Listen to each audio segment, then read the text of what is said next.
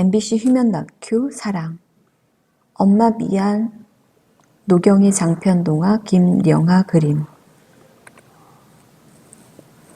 병원으로 온 서연이는 우선 체열실로 향했다. 몸속에서 출혈이 얼마나 어떻게 진행되고 있는지 혈액의 상태를 확인하는 것이 가장 급한 일이기 때문이었다. 엄마는 서연이를 침대에 누이고는 손에 힘을 꼭 주라고 했다. 팔에서 피를 뽑으려는 것이었다. 원인을 알 수 없는 출혈 때문에 서연이는 수도 없이 체열을 하고 검사를 해왔다. 4살이지만 서연이는 피를 뽑는 일 따위를 겁내지도 않았다. 그런데 팔에 핏줄을 몇 번이나 찔러도 좀처럼 피가 나오지 않았다. 손등에 주사바늘을 꽂았다. 여전히 피가 한 방울도 나오지 않았다. 다음은 발등을 찔렀다. 서연이는 이를 악물고 참는데 체열을 하던 선생님이 먼저 체열을 멈췄다. 도저히 안 되겠는데요. 피가 나오질 않아요. 그럼 어쩌죠? 아무래도 목에서 뽑아야 할 것 같아요. 그 순간 서연이가 울음을 터뜨렸다. 목 아니야, 목 아니야. 엄마 목은 싫어. 서연이는 울면서 팔을 내밀었다. 발도 내밀었다.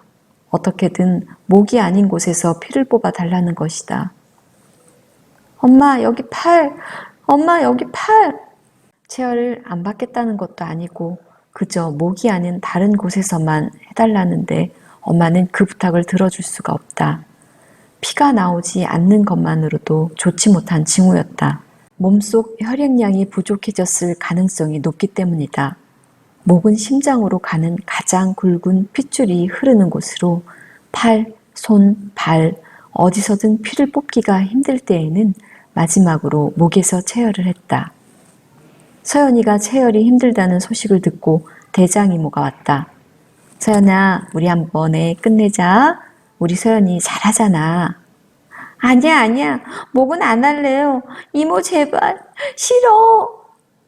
서연아 미안해. 근데 이모가 피 뽑는데 내가 이렇게 고개를 흔들면 잘못하다가 엉뚱한 데를 찌를 수도 있어. 알지? 잠깐만 참아주라. 팔, 이모 팔. 보다 못한 엄마가 모질게 마음을 먹고 침대로 올라가 서연이 배 위에 앉았다. 서연이의 몸과 몸통을 잡아 온몸을 꼼짝 못하게 하고는 체열하도록 하기 위해서였다. 어떻게든 목에서 피를 뽑고 싶지 않은 서연이는 목청을 다해 서럽게 울었다. 하지만 애처로워도 다른 방법이 없었다.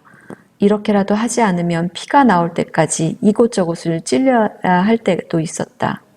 서연이가 덜 힘들게 하기 위해서는 엄마가 나쁜 엄마가 되어야 했다. 검사는 예상대로였다. 서연이 몸속의 혈액량은 정상 수치의 절반밖에 되지 않았다. 다시 수혈을 시작해야 했다. 아이고, 아무리 못해도 한 일주일은 있다 올 낀데 가자마자 이게 뭔 일이고. 영지 할머니가 혀를 끌끌 차며 서연이와 엄마를 맞았다.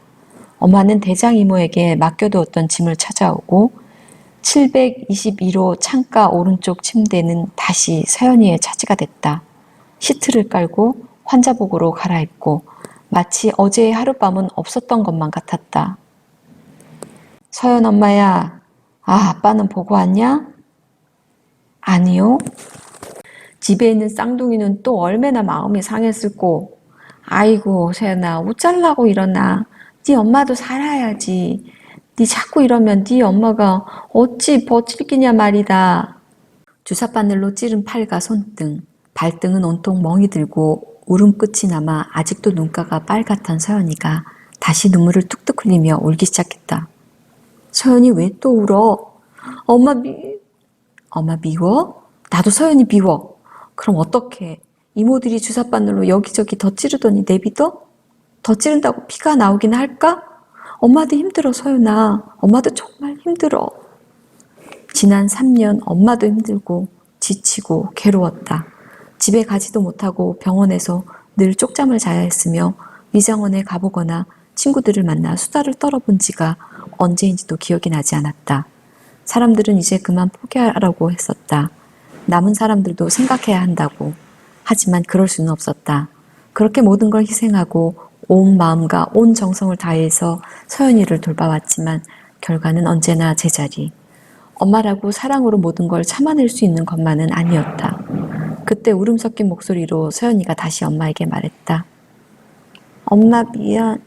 응? 엄마 미안. 엄마 미안해? 엄마 미워 아니고? 응, 엄마 미안해. 아니야, 엄마가 더 미안. 비로소 서연이의 말을 알아들은 엄마는 더 이상 말을 잇지 못했다. 목이 메어 말을 할 수가 없었다. 누가 뭐라고 해도 가장 힘든 것은 서연이일 것이다. 그런데 누구더러 미안하다고까지 말하는 건가? 엄마는 얼마나 더 미안해 하라고 어쩌면 힘든 고비마다 길을 보여준 건 서연이었다. 용기 내라고, 조금만 더 나를 지켜달라고, 엄마뿐이라고 서연이의 사랑이 엄마에게 힘을 주고 있었다. 강릉에서 만나기로 했던 아빠도 병원으로 왔다. 공사 현장을 떠돌면서도 서연이가 조금씩 나아지는 것이 유일한 희망인 아빠. 하지만 출혈이 계속되면서 서연이는 아빠가 와도 침대에 누워 꼼짝도 못했다. 아빠! 서연이 많이 힘들어? 얼른 일어나야지. 아빠랑 놀러 가기로 약속했잖아. 여기저기 주사바늘이 꽂혀 있는 딸을 앉지도 못하고 아빠는 서연이의 손만 자꾸자꾸 만지작거렸다. 아빠에게 눈을 맞추고 서연이가 들릴 듯 말 듯 작은 소리로 속삭였다. 아빠 이리 와. 아야 한대. 아빠가 몸을 기울이자 서연이가 아빠 뺨에 뽀뽀를 했다. 또 오른밤에 한 번 하고 왼밤에 또 하고 이마에 하고 코에 하고 그만해도 된다는 아빠에게 서연이가 자꾸 뽀뽀를 했다.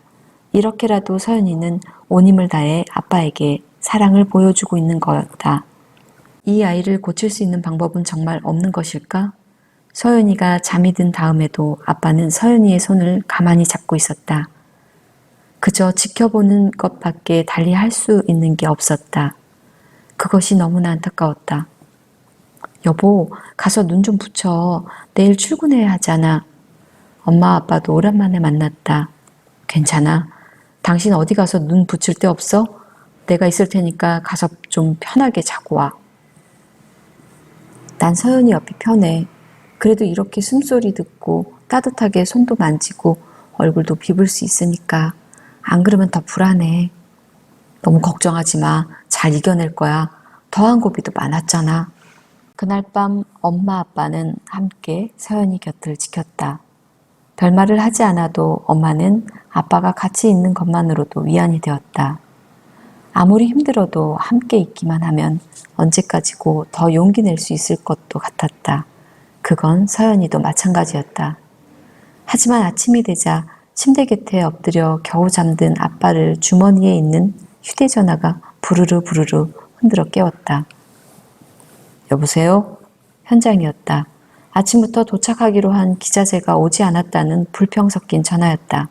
건물의 리모델링 현장 감독을 맡고 있는 아빠는 공사 전체에 필요한 자재의 수급과 작업 일정을 관리하는 일을 맡고 있었다.